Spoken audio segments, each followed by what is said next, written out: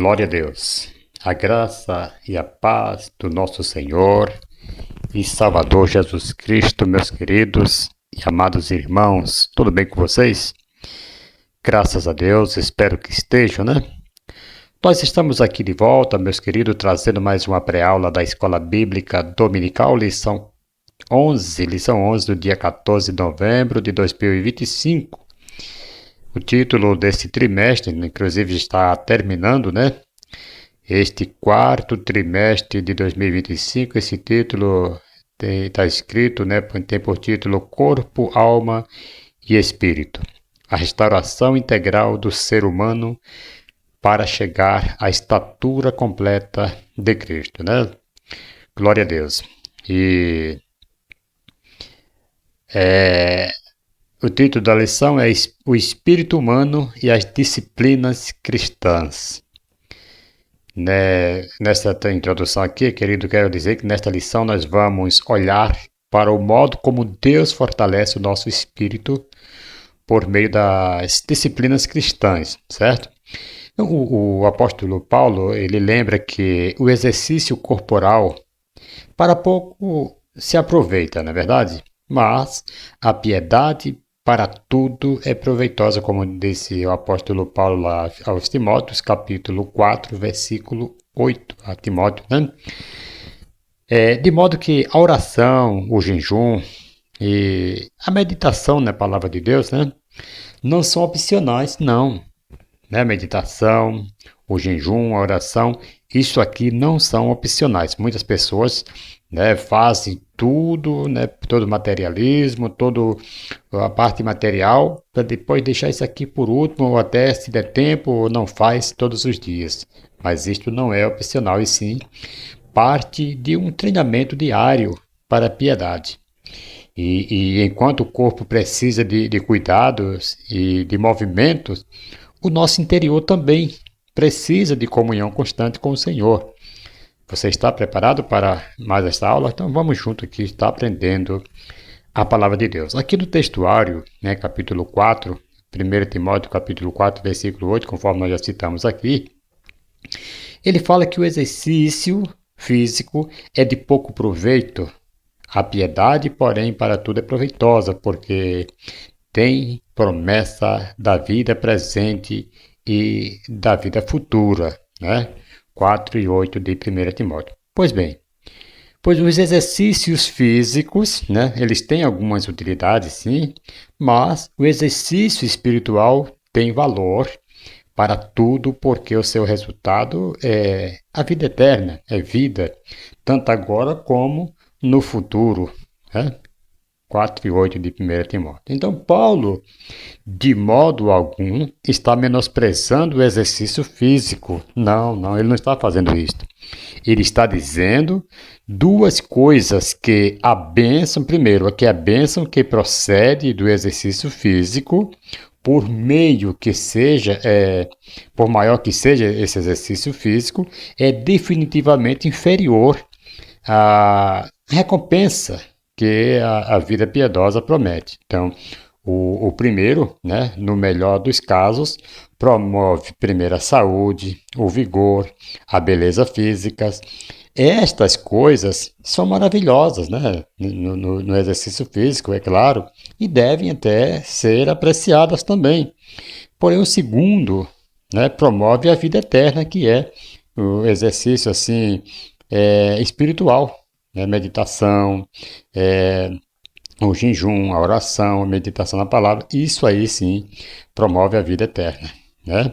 Que a esfera, né, em que o exercício físico é de proveito é muito mais restrita do que aquela em que a vida eterna concede sua recompensa. Então, o primeiro tem valor, né? Tem que ver, o primeiro tem que ver aí com o aqui e agora.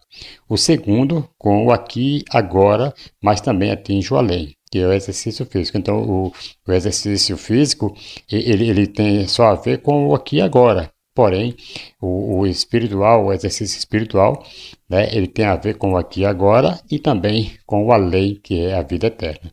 Certo? Vamos à verdade prática?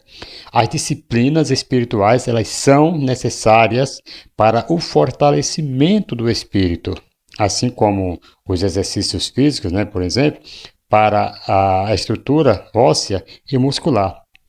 E as disciplinas espirituais são práticas ordenadas pela palavra de Deus, né, realizadas de forma intencional, como a oração, por exemplo, o jejum, a leitura e meditação nas Escrituras. A participação aqui nos cultos e na comunhão da igreja, por meio das quais buscamos a Deus com constância e obediência. Elas são necessárias, em primeiro lugar, porque são meios pelos quais o Espírito Santo fortalece nossa fé e forma em nós aí um caráter de Cristo. Sem esse treino, né, esse treino diário, o crente se torna frágil e instável, não é verdade? E em segundo lugar, porque vivemos em meio a tentações e ataques espirituais, de modo que a oração, a palavra e a comunhão funcionam como armadura e proteção contra o pecado e o engano, como diz lá em Efésios 6, versículo 10 ao 18, não é verdade?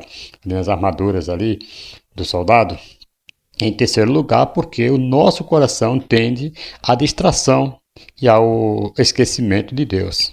Então, as disciplinas organizam a nossa rotina, colocam o Senhor no centro de nossos objetivos, né, nossos objetivos diários, e nos ajudam a perseverar em uma vida de piedade e em uma fé ocasional e não em uma fé ocasional e superficial, certo? Então, aqui a gente vê que as disciplinas organizam a nossa rotina, colocam o Senhor no centro de nossos objetivos diários, né, e nos ajudam a perseverar em uma vida de piedade e não em uma fé ocasional superficial. Então, quando você está com aquela fé ativa em Cristo, buscando, orando, jejuando, fazendo o que a palavra manda, meditando, né? Então você não tem uma fé ocasional nem superficial, ok? Primeiro tópico, a piedade e as disciplinas cristãs. Irmãos, ideia central do ponto, apresentar, aqui a ideia central desse ponto aqui é apresentar o conceito bíblico de piedade, mostrando sua superioridade em relação ao exercício físico, seu caráter interno e externo e o modo correto de praticar as disciplinas espirituais, sem exibicionismo, né, como expressão de uma devoção sincera a Deus. Então, esse primeiro subtópico aqui, né, o exercício corporal e piedade, vamos falar aqui sobre eles. Qual é a ideia central? A ideia central aqui é estabelecer o contraste entre o valor limitado do exercício corporal e o valor abrangente da piedade, aí, introduzindo as disciplinas cristãs como exercícios espirituais com resultados para a vida presente e para a eternidade. Então, na lição diz assim: escrevendo a Timóteo, Paulo apresenta um paralelo entre o exercício corporal e a piedade. Porque o exercício corporal, ele fala, né, para pouco aproveita, mas a piedade para tudo é proveitosa, tendo a promessa da vida presente e da que há de vir, né? Conforme nós já lemos aqui, foi o nosso textuário, 1 Timóteo 4 e 8. Então, o apóstolo, ele não está desconsiderando de forma alguma, de forma absoluta, o valor do exercício corporal. Quando Paulo escreve a Timóteo que o exercício corporal para pouco aproveita, mas a piedade para tudo é proveitosa, né, conforme nós lemos aqui, ele parte de uma realidade conhecida de todos, né, que é o cuidado com o corpo. Em seu contexto, as imagens do treino físico, arenas e atletas eram bastante familiares, de modo que a comparação chamava imediatamente a atenção. Então, o apóstolo não despreza o corpo, nem demonizar, nem demoniza aí o exercício físico. ele reconhece que há algum valor nisso, sobretudo para a vida presente.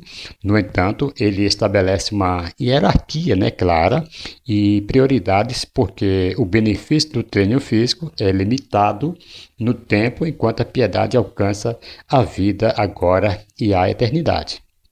Então, a expressão piedade, nesse versículo, indica uma vida inteira orientada para Deus, certo? Então, marcada aí por temor, reverência, amor e obediência e fidelidade. Assim, quando Paulo manda Timóteo exercitar-se em piedade, ele está dizendo que a vida com Deus também exige prática constante e propósito.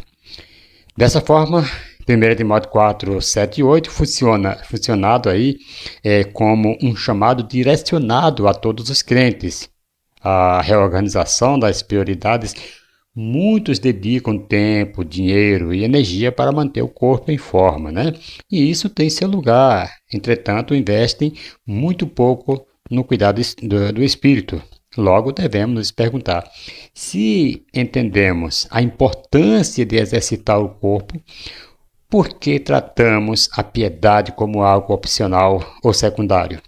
O apóstolo ele aponta, né? Portanto, ele nos ensina a valorizar as disciplinas espirituais como um treinamento que fortalece o nosso interior para viver hoje de maneira santa e, ao mesmo tempo, preparar-nos para a vida que há de vir. Né? Que fique claro aqui e portanto, declaro em letras, né, aqui grifadas, o exercício físico não é condenado na Bíblia. No entanto, a piedade deve ser a nossa prioridade. Ademais, quero aqui destacar 4 perigos relacionados à prática do exercício físico. Primeiro, a idolatria do corpo, por exemplo. Quando Paulo descreve a idolatria em Romanos 1, ele fala de pessoas que adoram e serviram a criatura em lugar do Criador. Esse continua sendo um risco quando nos exercitamos. E se o espelho se torna o seu lugar preferido, é sinal de alerta. Então, ore ao Senhor para que Ele ajuste o seu olhar e o ajude a enxergar o corpo apenas como um instrumento a serviço de Deus. Segundo, a sensualidade. Também precisamos vigiar a intenção com que cuidamos do corpo. Deus seleciona o coração e conhece os desejos que nos movem. Provérbios, ele trata o uso do corpo como um instrumento de sedução fora do casamento, como forma de prostituição e adultério. Por isso, queridos, qualquer vaidade que tenha como alvo provocar desejo pecaminoso, né, em outras pessoas, precisa ser confessadas e abandonada. E terceiro, confiança na própria força. A Bíblia nos adverte: não digas, pois, no teu coração, a minha força e o poder do meu braço me adquiriram estas riquezas, né? Deuteronômio 8,17. Não é errado sentir-se dispostos, claro que não. O erro está em tornar-se autoconfiante, esquecendo que Deus é a fonte de toda bênção, né? E o nosso protetor em todo o tempo. Então, o exercício físico deve nos levar a agradecer a Deus pela saúde e não a substituí-lo pela própria performance, né? E quarto e último, o envolvimento e foco excessivo nas atividades físicas. À luz de 1 Timóteo, né, precisamos avaliar se o tempo gasto com exercício físico está roubando o espaço da oração, da leitura bíblica, da comunhão e do serviço na igreja. Quando a rotina de treinos limita o nosso envolvimento, né, com as coisas de Deus, a prioridade precisa ser corrigida, certo? Você entendeu? Quando a rotina de treinos limita o nosso envolvimento com as coisas de Deus, a prioridade, né, precisa ser corrigida. Em caso de conflitos, o crente maduro escolhe o que o que é de Deus e reorganiza o restante ao redor disso tudo. Louvado seja o nome do Senhor. Segundo subtópico, piedade interna e externa. Tem uma ideia central, querido. A ideia central aqui é definir piedade de forma abrangente, unindo atitudes internas, temor, reverência, amor a Deus e práticas externas, obras, disciplinas e corrigir visões distorcidas que reduzem a piedade a formalismo ou ao ativismo religioso. Do grego Eusébia e eubon, né? E sebomai, que significa ser devoto. A palavra piedade tem um amplo sentido espiritual e prático. Nós podemos aqui resumi-lo como sendo um conjunto de atitudes que expressam temor, respeito, reverência e amor a Deus. Tais condutas estão ligadas a fatores internos e externos. A verdadeira piedade, queridos, contempla as disciplinas espirituais externas como a oração, o jejum e as leituras das Escrituras, mas sempre relacionadas a uma vida de sincera e profunda devoção a Deus, procurando aí agradá-lo em tudo. E isso inclui também um viver justo, lógico, e misericordioso com o próximo. Mateus 23 e por aí se vai. Gálatas 3, Tiago 2, 14 a 17. Então, a palavra usada para piedade em 1 Timóteo 4 é Eusébia, termo que no mundo grego-romano indicava reverência para com os deuses, respeito pelo sagrado e conduta adequada diante da divindade do Novo Testamento. Porém, esse vocabulário é tomado e cristianizado. Piedade passa a ser a resposta correta ao Deus vivo, revelado em Cristo, e isto é uma vida inteira, uma vida inteira orientada para Deus. A piedade ela tem, portanto, uma dimensão interna, ela começa naquilo que ninguém enxerga, que é na fé, nas promessas de Deus, temor do Senhor, que leva a levar o pecado a sério, amor por Deus que deseja agradá-lo, boa consciência diante dele e disposição de se submeter à sua vontade. Então, esse interior é alimentado dia após dia pela palavra, pela oração, pelo arrependimento e pela confiança em sua graça. Sem esse coração transformado, toda prática, oferta e ação religiosa perde o valor diante do Senhor. Então, queridos, ao mesmo tempo, essa piedade interior se manifesta de forma externa. A Eusébia bíblica aparece na prática da oração, no jejum, na leitura e meditação nas Escrituras e na participação nos cultos, no serviço da igreja, na generosidade para com os necessitados, na justiça no trabalho e na mansidão no trato com a família e com a igreja. Queridos, quando Jesus denuncia os fariseus por cuidarem do dízimo, das mínimas coisas e negligenciarem o mais importante da lei, que é a justiça, a misericórdia e a fé, conforme está lá em Mateus capítulo 23, versículo 23, ele não rejeita os atos externos, mas mostra que a verdadeira piedade une devoção interior e obediência. Nesse contexto, é importante nós deixar bem claros aqui algumas distorções. Vejam só, primeiro, a primeira distorção é reduzir a piedade ao aspecto externo, como se a soma dos ritos e obras por si mesma bastasse para agradar a Deus. Repetindo o erro dos fariseus que tinham aparência de piedade, mas permaneciam longe de um coração quebrantado. E segundo, a segunda distorção é imaginar uma piedade apenas interior e sentimental, que se limita a sentir algo por Deus sem se comprometer com disciplinas espirituais, nem com obediência, criando aí uma espiritualidade que não mexe com a agenda, hábitos e decisões. Então, o alvo de Paulo é que Timóteo, e por extensão todos nós também, vivamos uma piedade inteira que alcance pensamentos, afeto, corpo e prática diária diante de Deus e diante dos homens, de tal maneira que aquilo que o coração crê e ama apareça na forma como oramos, servimos, trabalhamos e nos relacionamos. Amém, amados? Terceiro subtópico, a piedade e discrição. A ideia central aqui desta piedade e discrição é orientar a prática correta das disciplinas espirituais, enfatizando a discrição e o cuidado com a motivação, de modo que a busca por Deus não se transforme em uma espécie de autopromoção pessoal, certo? A prática das disciplinas espirituais não combina com o exibicionismo, né? Aqui no subponto anterior nós vimos aqui que a piedade verdadeira ela precisa se expressar em atitudes visíveis.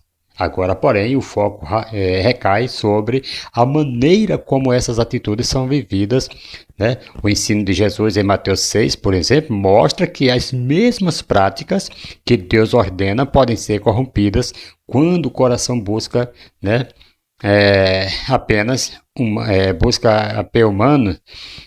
O Senhor fala de quem dá esmola para ser elogiado, ora em pé para ser visto, certo? E desfigura o rosto quando jejuam para parecer mais espiritual diante dos outros. Está lá em Mateus capítulo 6, versículo 1, versículo 5 e vai lá para o versículo 16. Nesses casos aqui, amados, ele chama essas pessoas de hipócritas. Isto é, atores que encenam uma espiritualidade diante de uma plateia, enquanto por dentro o coração permanece distante de Deus. Então, esses são os hipócritas, né? Querem mostrar uma coisa quando por dentro é outra. E a orientação de Cristo é muito clara quando o discípulo ora, ele é chamado a entrar em seu quarto e falar com o Pai em secreto, como diz Mateus 6,6. Então, quando jejua, deve lavar o rosto e cuidar da aparência para que ninguém perceba que está em jejum. E sim, o Pai que vê em oculto, Mateus capítulo 6, versículos 16 ao 18. Então, Jesus não está proibindo orações em público, não, de maneira nenhuma, ou jejuns coletivos também não, pois a própria Bíblia fala de assembleias de oração e períodos de jejum da igreja. Ele corrige, no entanto, a intenção. A questão central não é se alguém está orando em voz alta ou em voz baixa, sozinho ou com outros, e sim para quem o coração está olhando. Então, o hipócrita, amado, ele pratica as disciplinas, espirituais para ser notado. Então, o discípulo de Cristo, as práticas para agradar a Deus. Para discernir se nossas ações são de fato voltadas para Deus, uma pergunta honesta pode ser feita. Sim, ninguém jamais soubesse, se ninguém jamais soubesse o que faço ou continuaria fazendo mesmo assim. Louvado seja o nome do Senhor. Vamos aqui ao tópico 2, o desafio das disciplinas espirituais. Ideia central do ponto aqui é mostrar que a prática constante das disciplinas espirituais, amados, envolve luta, esforço e resistência à tendência natural, à acomodação e evidenciar aí o perigo espiritual da negligência, ao mesmo tempo em que se oferece um caminho para sair da teoria e organizar a vida devocional, certo? Vamos lá. É o primeiro subtópico, do tópico 2, a analogia do corpo. Qual é a ideia central aqui dessa analogia do corpo? É usar a dificuldade comum, certo?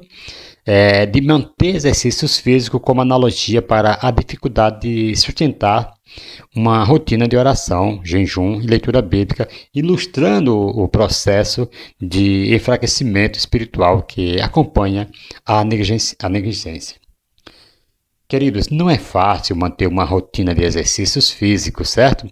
Quanto menos se exercita, menos se quer exercitar. Então, e quanto mais tempo parado, pior fica. A retomada costuma ser um processo doloroso e geralmente impõe limitações, impedindo que se alcance um estado ideal de mobilidade.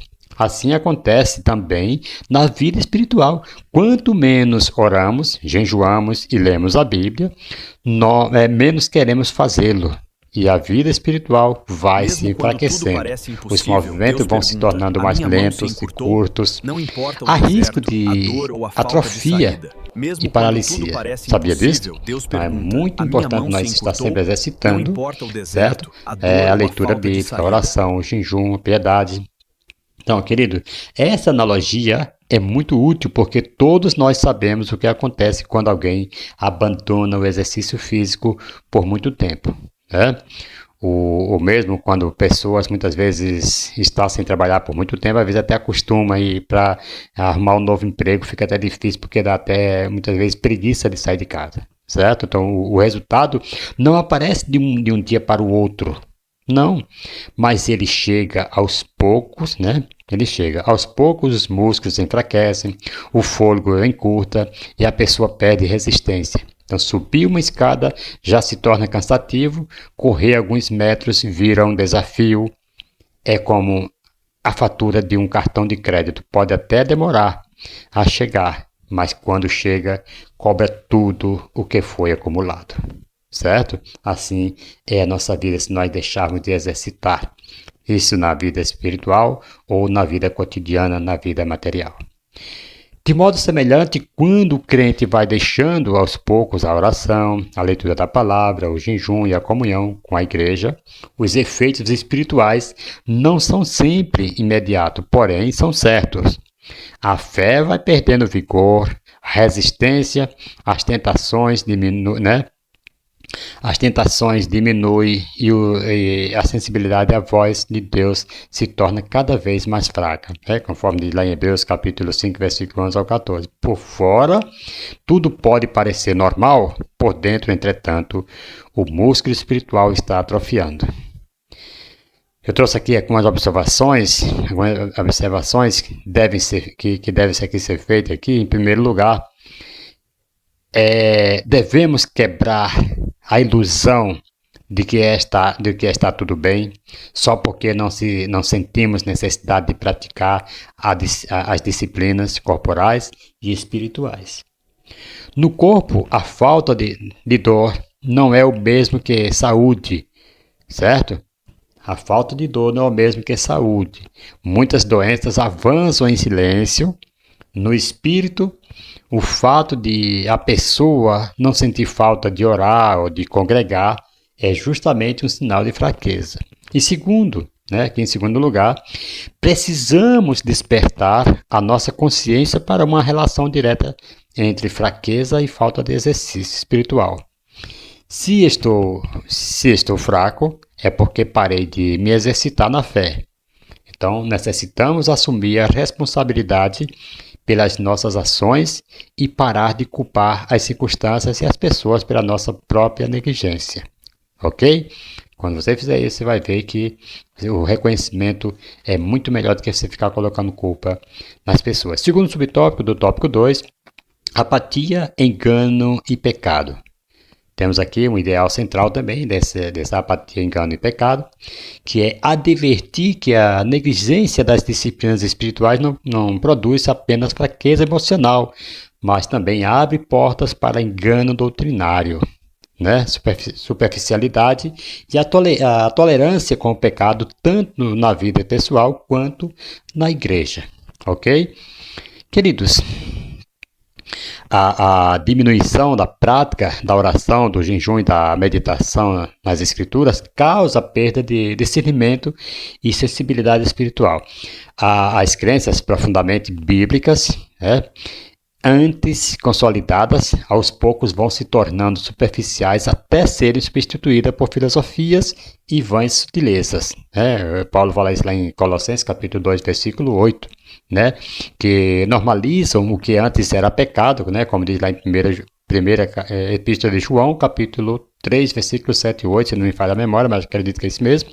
Então, cristãos e igrejas, eles são dominados pelo secularismo e ideologias de perversão e passam a ser conduzidos por princípios e valores do presente século. Jesus fala isso lá em Lucas 18, versículo 8, e 2 Pedro, capítulo 2, versículo 1 ao versículo 3, como estão aí nossas disciplinas espirituais, pessoais e congregacionais. Como estão? Ficou essa pergunta aqui para nós. Como estão nossas disciplinas espirituais, pessoais e congregacionais? Amados, hoje muitos crentes eles passam horas maratonando séries, rolando o feed das redes sociais e jogando online, enquanto enquanto aí quase não separam tempo para ler a Bíblia e orar. Então, o jejum, que sempre foi um meio de quebrantamento, tornou-se para muito uma prática estranha, quase desconhecida, sabia disso?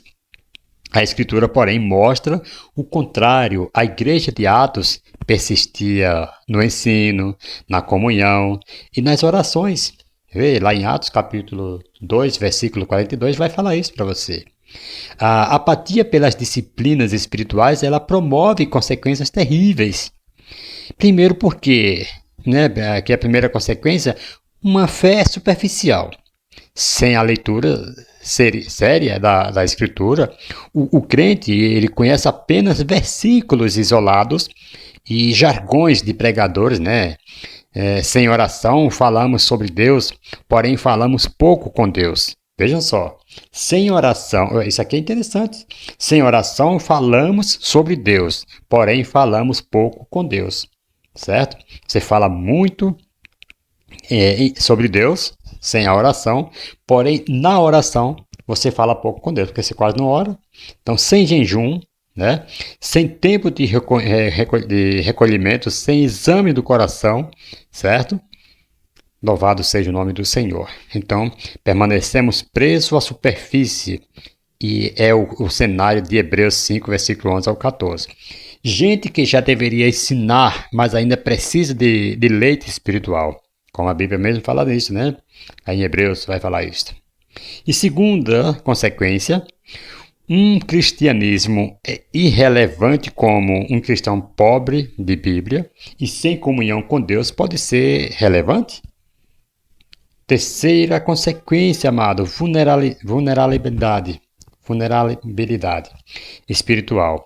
Sem a meditação constante na palavra, o crente ele perde discernimento espiritual e se torna presa fácil de ensinos distorcidos.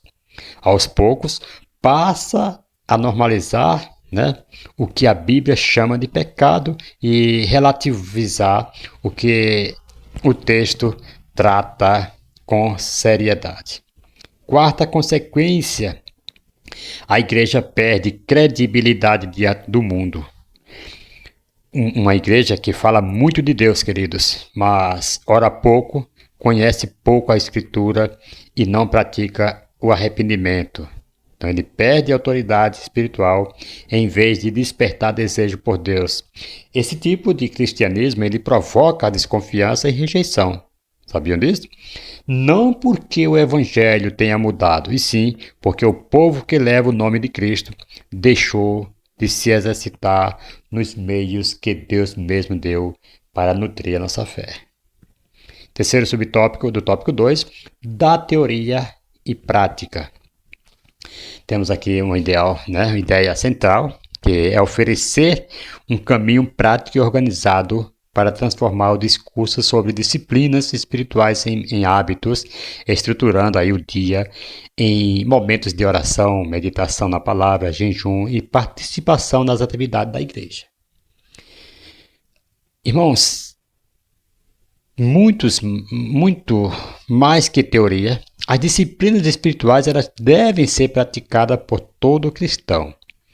Reservar um tempo no início do dia para oração e meditação nas Escrituras é fundamental, queridos.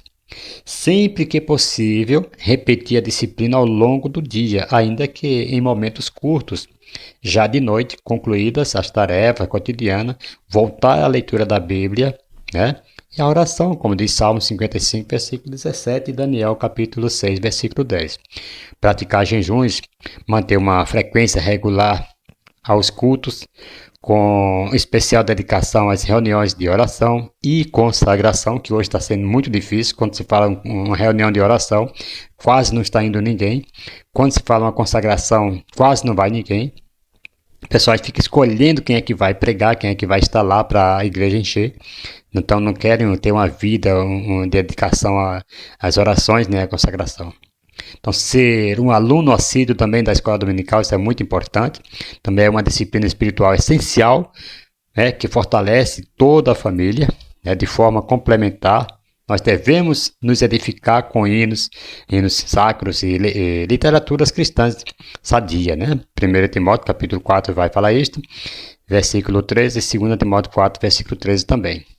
Portanto, amado, é importante afirmar, antes de qualquer coisa, que a falta de tempo não é um argumento válido para justificar a negligência ou a ausência das disciplinas espirituais.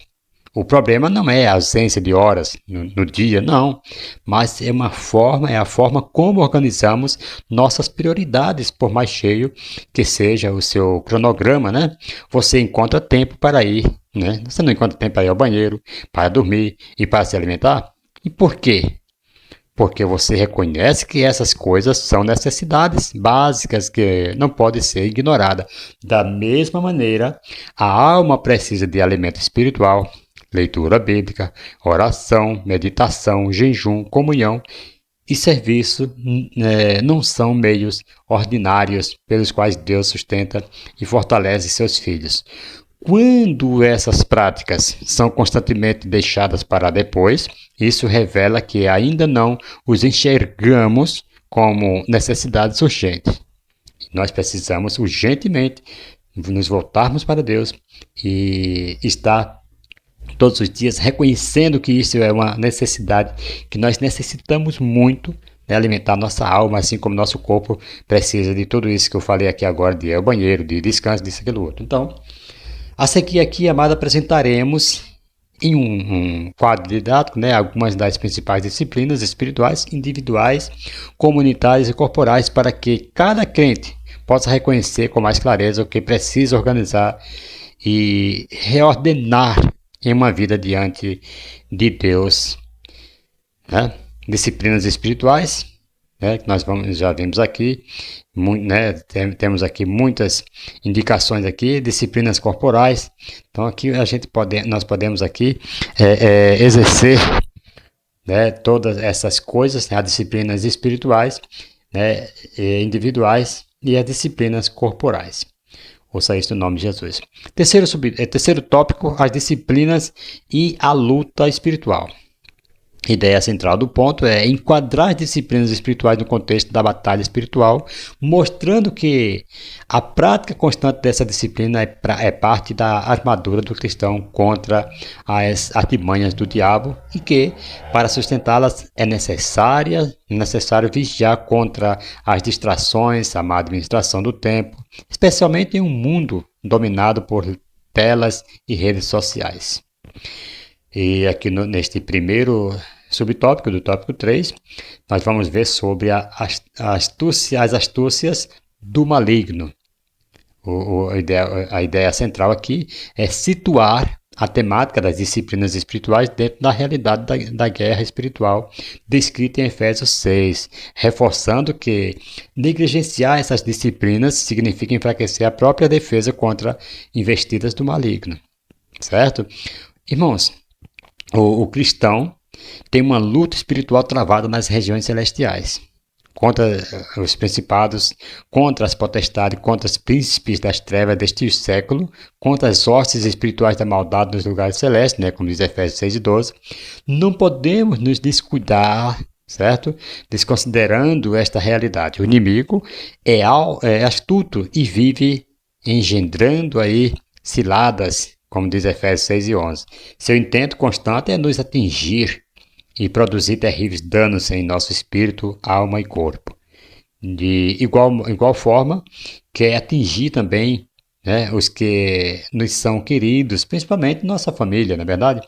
João 10:10 vai falar isso, que o diabo veio para matar, roubar e destruir. Né? 1 Pedro também, 5, versículo 8 e 9. Por isso, perseverar nas disciplinas espirituais é essencial. Paulo ele ordena revestir-vos de toda a armadura de Deus para poderes ficar firme contra a cilada do diabo, né? Conforme nós já citamos aqui, Efésios 6 e 11. Então, a palavra traduzida por ciladas é metodeia, né? Traz a ideia de esquemas bem planejados, táticas organizadas, estratégias montadas com intenção específica. O nosso inimigo é pessoal e inteligente. Ele observa, avalia, né? Avalia fraquezas, combina mentira, acusação, sedução, distração, para atingir a fé do povo de Deus. As investidas do maligno ele alcançam nossa fé, nossa doutrina, nossa moralidade, nossos afetos e nossas famílias. Né? Efésios 6 e 12. Então o alvo é nos derrubar no dia mau. Efésios 6 e 13 vai falar isso. Então isto é, nos períodos de tentação intensa, de sofrimento prolongado e de pressões culturais. É importante aqui enfatizar que a armadura de Deus é, antes de tudo, aquilo que já temos em Cristo, né? Que é sua verdade, sua justiça, a salvação, o Evangelho e sua palavra. As disciplinas espirituais não acrescentam poder extra, mas são o caminho pelo qual nos apropriamos de modo diário e consciente daquilo que Deus já nos deu. Então elas são o modo de vestir na prática a armadura que é nossa em Cristo. Então podemos então relacionar cada peça da armadura a aspectos centrais da vida devocional.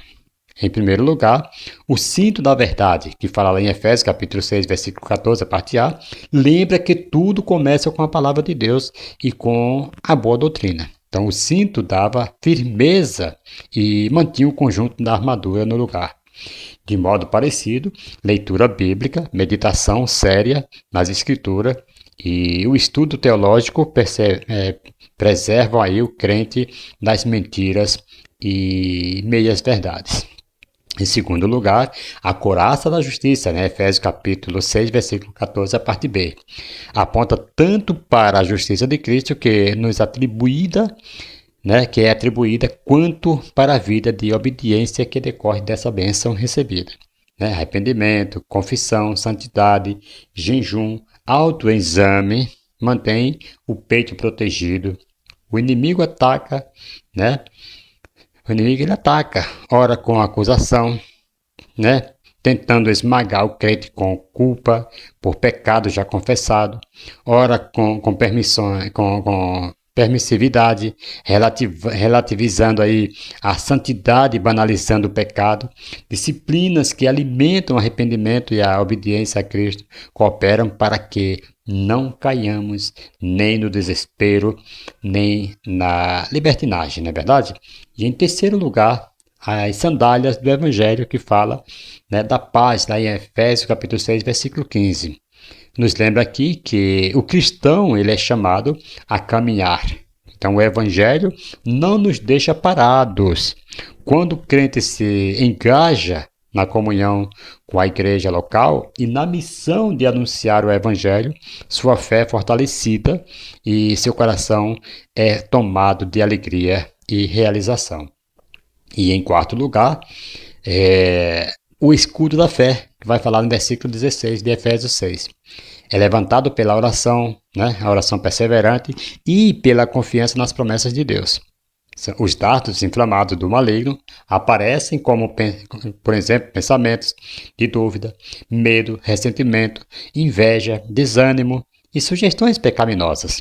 A fé, no entanto, queridos, é alimentada por oração, meditação, memorização de textos, né, textos bíblicos e cânticos que recordam as grandes obras do Senhor. Então, o coração que cultiva essas práticas está mais preparado para responder às tentações e resistir aos pensamentos enganosos. E em quinto lugar, o capacete da salvação, vai falar lá em Efésios capítulo 6, versículo 17, parte A. Ele protege a mente. A salvação abrange passado, presente e futuro. Nós fomos justificados, estamos sendo santificados e seremos glorificados, né? Reflexão doutrinária. Sobre a obra de Cristo, leitura de bons materiais, participação no culto e o hábito de pregar o Evangelho para si mesmo ajudam a manter a mente guardada nessa verdade. E em sexto lugar, temos aqui a espada do Espírito, que é a palavra de Deus, né? Efésios capítulo 6, versículo 17, a parte B agora. Mostra que a batalha não é apenas defensiva. Um crente que nunca aprofunda o estudo da Escritura vive desarmado. Já aquele que se exercita em conhecer e aplicar a palavra aprende a confrontar tanto falsas doutrinas quanto pensamentos pecaminosos.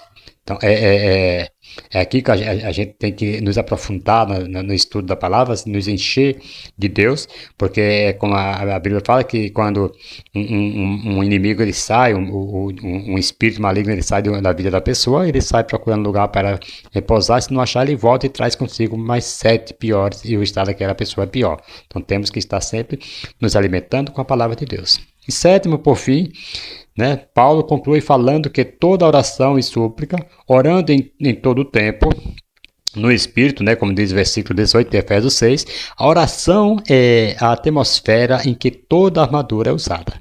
Ok? Segundo subtópico, do tópico 3, evitando as distrações. A ideia central aqui é aplicar as necessidades das disciplinas espirituais à realidade contemporânea, enfatizando a boa administração do tempo e a renúncia à distração, né, distrações especialmente à dependência digital como, né, condição prática para manter uma vida disciplinada diante de Deus. Olha, amados, sabedores do quanto as disciplinas espirituais são indispensáveis para uma vida cristã vitoriosa, devemos nos apegar a elas agindo com prudência na administração de nosso tempo. Efésios capítulo 5, versículos 15 e 16. Para isso é preciso evitar as distrações, né, das quais atualmente o celular é a principal. Tem se tornado uma compulsão, né, acessar as redes sociais, ver mensagens no WhatsApp, abrir Instagram ou Facebook, ou assistir a um vídeo no YouTube, às vezes até mesmo nos templos, né, em pleno culto, é a chamada dependência digital que cresce a cada dia. Quanto menos se percebe o celular está na mão, mesmo sem qualquer propósito útil ou necessário. É verdade? Que o Senhor nos guarde de todo vício.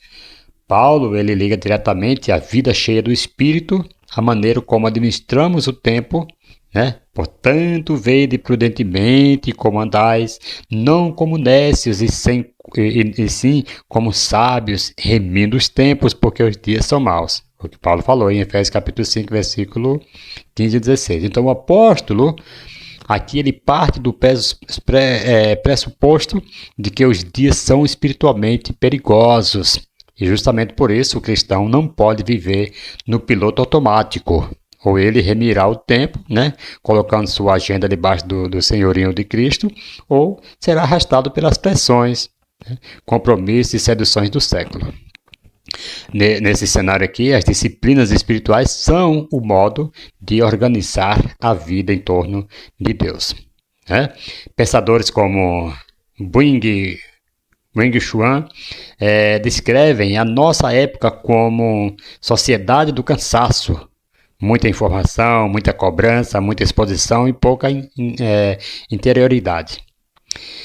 Entre as muitas distrações que roubam o lugar central de Deus em nossas vidas, a tecnologia e as redes sociais ocupam hoje um papel evidente, né? Então o problema não está no celular em si, não, mas no seu uso desmedido.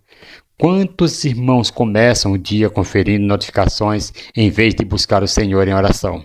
Quantos encerram a noite rolando a tela em vez de terminar o dia em exame de consciência, gratidão e súplica? Acessar o WhatsApp de minuto em minutos, deslizar pelo Instagram, dar só uma olhadinha no feed, assistir os vídeos em sequência no YouTube, tornou-se aí para muitos um reflexo automático. Então, o resultado é que minutos e horas são consumidos em conteúdos vazios, enquanto a leitura bíblica e a oração vão sendo empurrados para depois. E não se trata apenas do ambiente digital, né? O trabalho pode ocupar de forma desordenada o lugar da confiança em Deus. Mateus 26, 24 vai falar isso. A busca por sucesso, carreiras e status acabam dominando os pensamentos de modo que a vida espiritual é negligenciada, relacionamentos mal direcionados, amizades que enfraquecem a fé, namoros em que o outro se torna mais importante do que Cristo, também desviam o nosso coração, né? Como diz Paulo lá em 1 Coríntios 15 e 33. Entretenimentos sem filtro, consumo desenfreado de filmes, séries, jogos, por exemplo, e festas muitas vezes com conteúdos contrários ao Evangelho, né? Alimenta a carne e a fortalece. Nada disso é novo, mas a combinação de excesso de estímulos com facilidade de acesso torna tudo mais intenso. O texto de Hebreus, né, capítulo 12, versículo 11, é uma orientação valiosíssima nesse contexto, né, quando diz: desembaraçando-nos de todo o peso e do pecado que tenazmente nos assedia, corramos com perseverança a carreira que nos está proposta. Então, o autor aqui não fala apenas de pecado, mas também de peso, né? Pecado é aquilo que afronta diretamente a vontade de Deus. Peso é tudo que ainda que lícito, atrapalha a nossa corrida, rouba o nosso fôlego, tira o nosso foco e reduz o nosso ritmo. E nessa categoria entram com muita clareza os excessos do mundo digital. Por exemplo, né, pelo trabalho, o entretenimento sem filtro e as relações tóxicas que solapam a nossa fé. Então nós devemos nos livrar de todos esses embaraços. E eu concluo aqui dizendo para você, amados, diante de tudo isso, fica claro que Deus nos chama a levar a sério o cuidado do espírito. Então o exercício físico tem o seu lugar, porém a verdadeira prioridade é exercitar-se na piedade, conforme nós já lemos em 1 Timóteo 4, versículos 7 e 8. Organizando a vida ao redor do coração, da oração, né, por exemplo, da palavra, do jejum, da comunhão com os irmãos e do serviço na igreja local. Que cada um de nós, pela graça, decida remir o tempo, vestir a armadura de Deus e correr a carreira cristã com perseverança, olhando para Jesus, autor e consumador da nossa fé. Fazendo assim, amados, nós teremos uma vida bem-sucedida na presença de Deus, nosso Senhor. Assim que o Senhor vos abençoe em Cristo Jesus. E até a próxima aula, se Deus assim nos permitir, em nome do Senhor Jesus. Se não houver o arrebatamento da igreja, na próxima semana estaremos aqui trazendo mais uma aula para todos vocês que estão aí. E você que ficou até o final, né, se inscreva, deixe seu like, seu comentário aí, é muito importante para nós. Forte abraço a todos vocês em nome de Jesus. Amém.